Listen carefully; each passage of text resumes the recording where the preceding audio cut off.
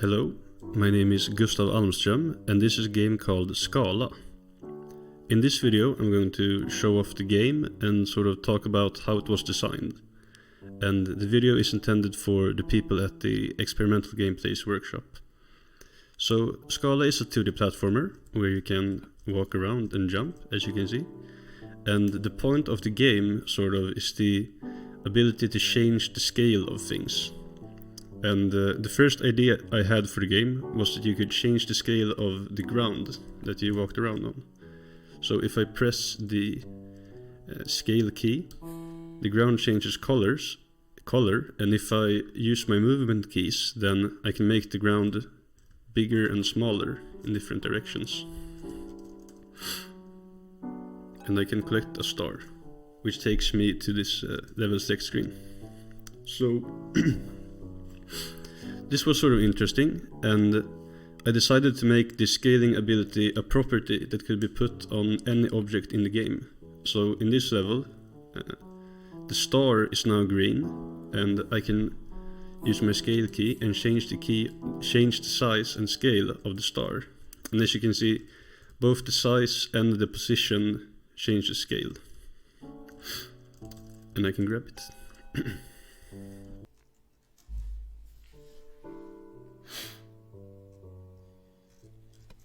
So, and in this level we can see that the player is green, and we can, if we walk around, we can change the scale of the player. And something interesting about the player is that unlike the ground and the star, they have a velocity, and a decision had to be made about what should happen to the player's velocity when they change scale. And what seemed the most logical was that the velocity should basically scale with them. So if the player is very thin, they walk very slowly, and if they are wide, they walk faster and faster. And if they're tall, they can jump very high, and if they're short, they can jump they have a very small jump. And this led to some levels where, for example, you have to jump over a big cliff by making yourself tall, or you have to glide over like a little ravine by making yourself thin so that you can glide slowly and get across. Now, this seemed like a very logical and good decision, that the player should change velocity when their size changes.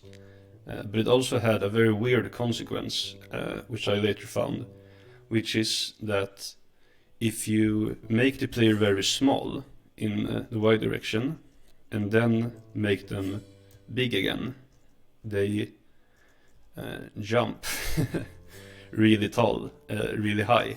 And this was super weird to discover, and it felt a lot like a bug. But after I checked the code a couple of times, and I was like, no, things are working properly, why is this happening? And took a while to understand, but it turned out that this weird jump that happens is just a natural property of any system where you have position scaling, velocity scaling, and objects with gravity.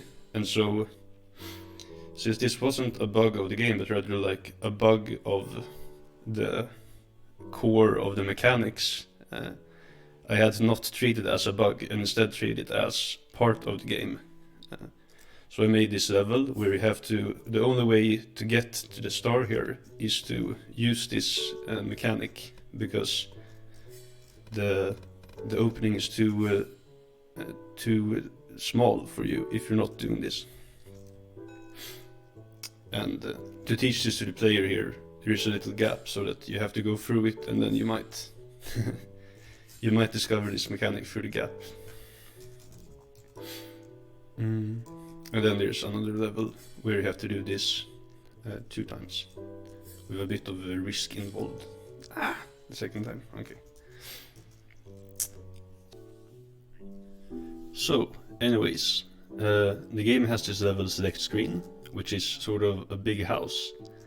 And I wanted a way to move around inside the house, so I decided to put one of these scalable blocks in the overworld. And you can see that it is scalable here, and you can use it as sort of an elevator to get from either these levels or up to these levels. And then interesting consequence of this is that this elevator became sort of a puzzle in itself, because in the beginning you see a few levels that are on sort of a second floor, and there's no way to get to them. But after you learn a bit about the mechanics and you come over here, you see that you can take this elevator and squish it together, and then you can bring it over here and use that to get up to these levels. But anyways, that's sort of a little side note. This is a puzzle game, so a puzzle game needs to have keys and doors that you can open, because it makes designing puzzles easier.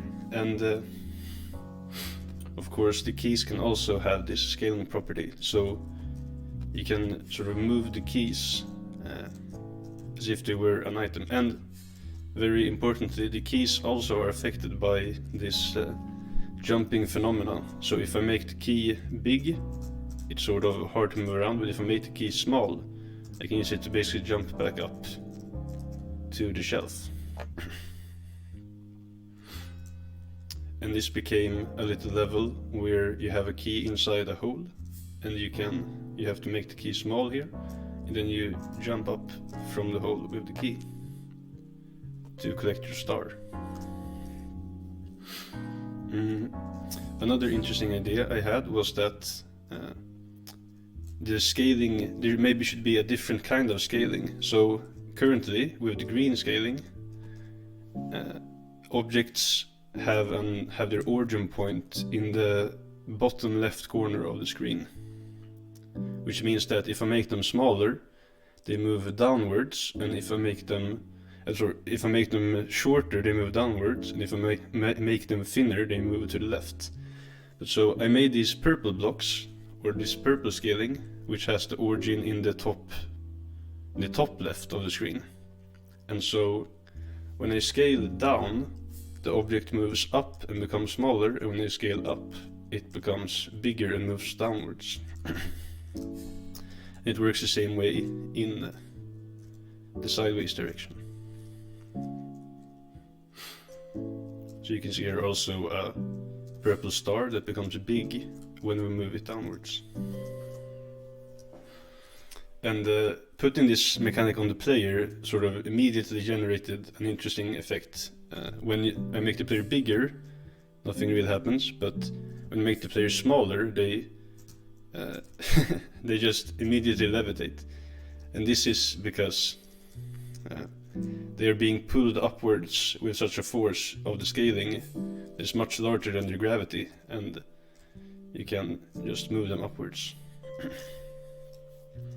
And these can be used to fly very efficiently, so you can have a level where you're blocked from the side and you need to go under and then move upwards again and collect the star. And this could also be put on keys. So here the key can fly the same way the player can, and you can move it by scaling it, and it became really fun to sort of do little parkour levels with keys. And of course, an obstacle for a key is not a spike as it might be for a player in the game, but rather doors, since if you touch the door with the key, it becomes used and you have to restart the level.